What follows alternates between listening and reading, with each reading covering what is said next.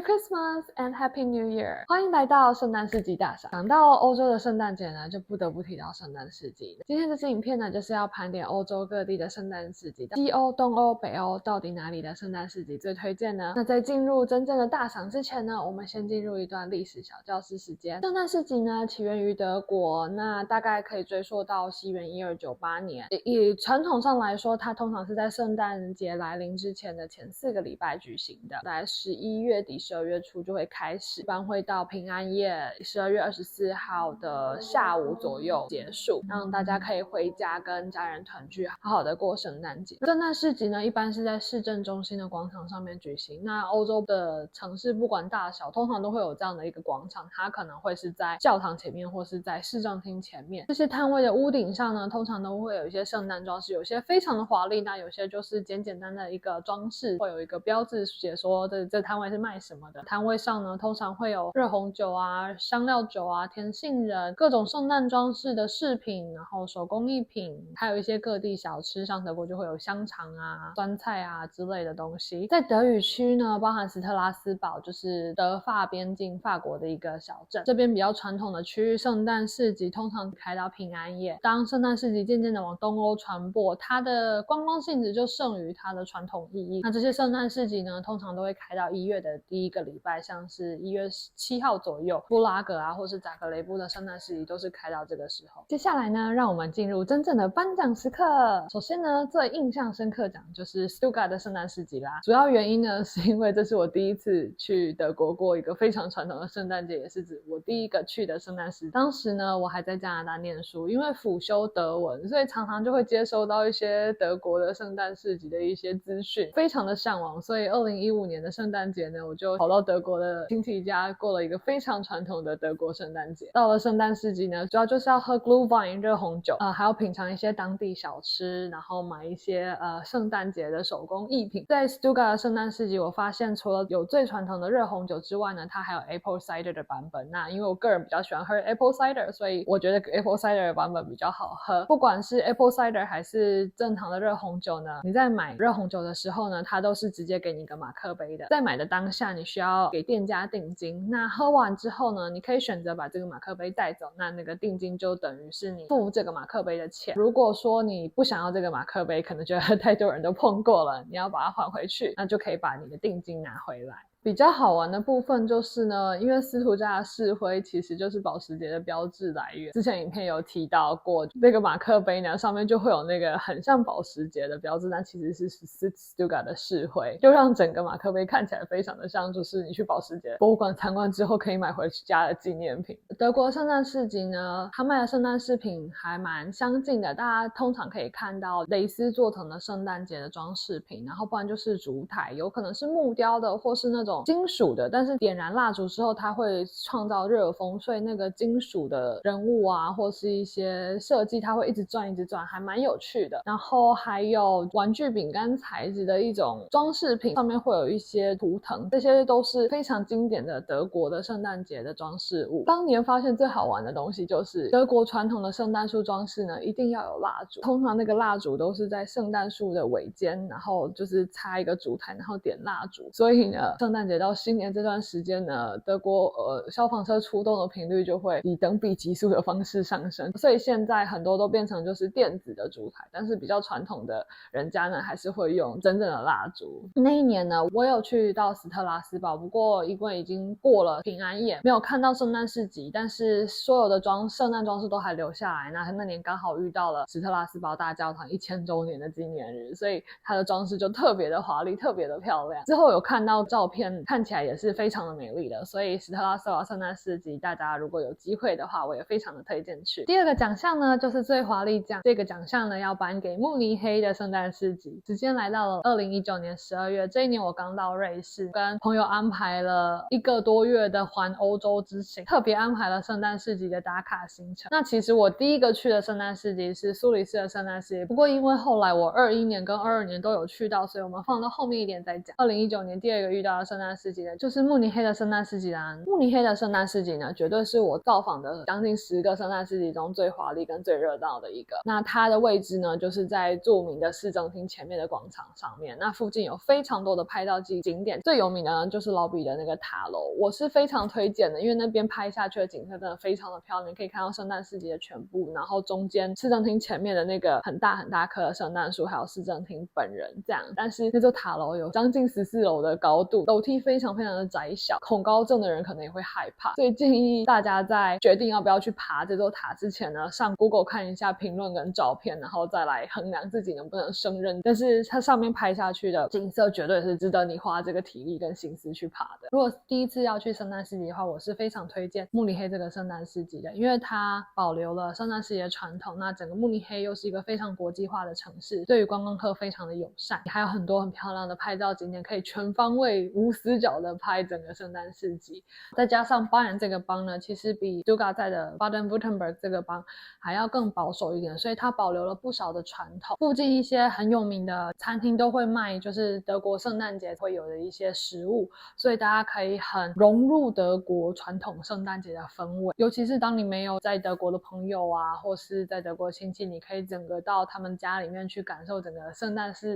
氛围的话，那到慕尼黑我是非常推荐的，因为整个城市就是可以让你沉浸式的体验德国传统的圣诞氛围。那我们第3个奖项呢，就是最老资历跟最古色古香奖啦。那它的得奖者就是纽伦堡的圣诞市集。那纽伦堡的圣诞市集呢，是我在2019年这趟圣诞节 trip 的第3个造访的圣诞市集。那它也是有文献记载中最古老的圣诞市集其中之一。那另外2个呢，就是 Dresden 跟 Augsburg 的圣诞市集。那也是因为这个原因呢，我才特别安排了到纽伦堡的行程。不过因为我们是24号当天到的，所以它大概2点多就已经结束营业了，没有看到它晚上打灯的情况。不过整个纽伦堡圣诞市集的装饰呢，就跟慕尼黑还有 Stuttgart 就还蛮不一样的。然后最有名的呢，就是它有卖那个50公分长的德国香肠。那大家如果有机会的话呢，可以去试试看。我们第4个奖项呢，就是最观光奖跟最佳花瓶奖。那得奖者就是布拉格的圣诞市集。那它是我2019年造访的第4个圣诞市集啦。那刚刚我之前在历史小教室的时间呢，有提到说，到了东欧这些圣诞市集的观光意义呢，就胜过了它的传统意义了。那这个圣诞市集呢，感觉上就真的比较属于观光性质，尤其是布拉格真的是我去过欧洲城市中我觉得最观光的一个城市了。它好像就是为了观光客而存在的。从这方面来讲，它对观光客是非常友善的，而且东欧的物价也比较低廉，它的币值也约等于是台币的币值，所以如果台湾人去的话，其实还不用在那边算说这个等于多少欧元等于多少台币，就是还蛮直观的可以看到它的物价的感受。但是呢，因为它真的是太观光了，所以人真的是太多太挤了，多到我真的是非常非常的不舒服。当然可能是因为我真的很讨厌人多的地方，这些因素再加上的观光性质胜过它的传统意义，所以对我而言它不是我最喜欢的一个圣诞市集。不过撇除掉这些我不喜欢的因素来说，以客观的角度来看，这真的是我见过最漂亮的圣诞市集。当然我的不喜欢这也是我个人的原因，像跟我同行的朋友他就觉得这个圣诞市集超棒。我们这一趟旅程总共去了苏黎世、慕尼黑、纽伦堡、布拉格、布达佩斯、维也纳、萨尔斯堡、威尼斯、维罗纳跟米兰。他觉得布拉格是这些城市之中他最喜欢的一个城市，所以评断标准也是因人而异的。我们第5个奖项就是最昂贵跟最熟悉奖啦。那这个奖项苏黎世的圣诞市集绝对当之无愧，尤其是每年中央车站的圣诞市集都会有一棵用施华洛世级水晶装饰的10米高的圣诞树。这个奖真的是除了苏黎世的圣诞市集之外，大概没有人敢拿。中央车站这个圣诞市集呢，也是全欧洲最大的室内圣诞市集之一。当然不止中央车站有圣诞市集，在苏黎世的歌剧院前面呢，还有一些其他小广场也都会有一些圣诞市集。跟德国比较不同的是，在苏黎世的圣诞市集它真的卖了很多瑞士当地的小吃，像是 Raclette 或是 Rösti， 然后瑞士的香肠等等。那我有看过瑞士著名的一个牌子叫做 Freitag 的包包也会在圣诞市集卖，还有一些银饰饰品也是这边圣诞市集常见的东西。那瑞士的圣诞市集中，除了一些传统的圣诞装饰之外呢，也会卖一些乳酪，所以感觉上比较像是圣诞节版的传统市集。那除此之外呢，我有一年还在瑞士中央车站的圣诞市集喝到了北欧版本的热红酒，叫做 Glow。我发现我对它的喜爱胜过于 Blue Wine， 因为我觉得它可能比较甜吧，所以这也是为什么我会比较喜欢 Apple Cider 的版本的热红酒的原因。那顺带一提呢，我住的地方 St. Gallen 它也有自己的圣诞市集，通常是在 Marktplatz。那整个老城区呢也都会有星星装饰。那大家如果有到苏黎世的话呢，不妨也到圣加仑看看，可以看看全世界最古老的图书馆之一。整个老城区的装饰也是非常漂亮的。再来呢，颁发最朴实无华奖，那就是斯德哥尔摩的圣诞市集啦。这是我今年12月刚去新鲜出炉的圣诞市集。那我这一趟斯德哥尔摩之行呢，就是为了它的圣诞市集。它的圣诞市集相对比较小，也不比其他地方华丽，就是还蛮质朴，然后有点北欧简约风格的感觉也带到了这个圣诞市集里面。但是呢，整体的感觉就非常的像是冰雪奇缘里面那个安娜进去的那家店，然后全家会去泡桑拿的那个角色的店里面的感觉。尤其是 Glock 真的是太对我胃口了，主要就是它没有酒精，但是喝起来就不知道为什么有一种带有酒精的感觉，所以你喝多少也都不会醉，也可以喝得很快。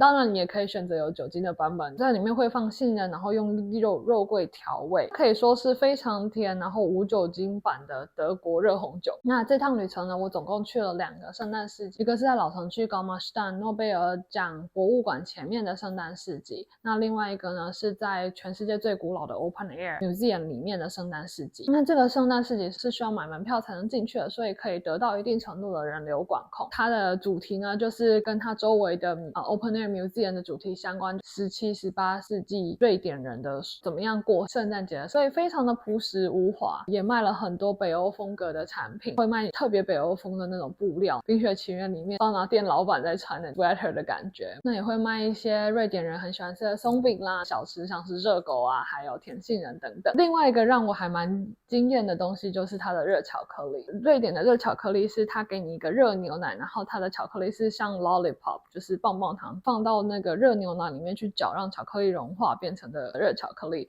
瑞典呢真的是一个蛮先进的国家，光是这种小摊位给你的牛奶选择，你就可以选择全素的燕麦奶啊，或是乳糖不耐症适用的牛奶，对于有各种不同的 diet 需求的人还蛮友善的一个国家。那个人私心是超级推荐斯德哥尔摩的圣诞市集，不过这个可能也是因为我之前已经去了太多的圣诞市集了，所以这个圣诞市集对我来讲有比较新鲜的感觉。另外可能也是因为瑞典人真的比较不多，所以对我来讲它的给我的感觉是更加的舒服，然后里面的卖的东西也是我比较喜欢吃的，也是我比较能吃的，因为毕竟给 diet 选项蛮多的。另外值得一提的就是瑞典的圣诞市集可能是之前介绍的几个圣诞市集中唯一一个可以过白色圣诞节的圣诞市集，其他的几个圣诞市集呢可能不一定能够遇到白色圣诞节。那我们最后一个圣诞市集呢就是扎格雷布的圣诞市集啦，他得的奖就是最闪亮奖跟最有既视感奖了。在找资料的时候竟然发现他还是台湾 Vogue 今年的圣诞市集推荐当中竟然排行第1个。那为什么说它最闪亮跟最有既视感呢？因为实际上逛起来感觉上就像是台湾灯会的圣诞节版本，就是它没有那些每年的生肖灯，而是变成圣诞节的装饰物，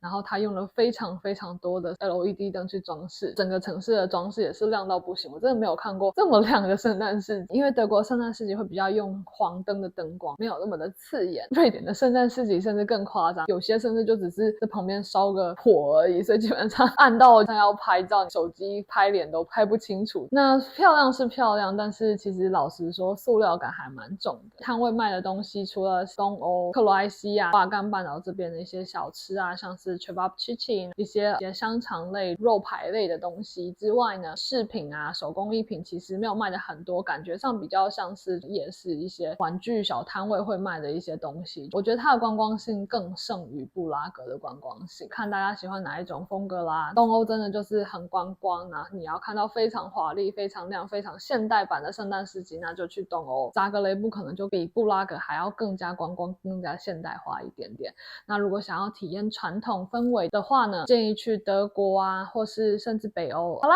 那我们的圣诞市集大赏就到这边结束，不知道大家喜欢哪一个圣诞市集呢？欢迎在下方留言告诉我哦。也谢谢大家今年的支持，祝大家圣诞快乐，新年快乐！那我们明年见喽，拜拜。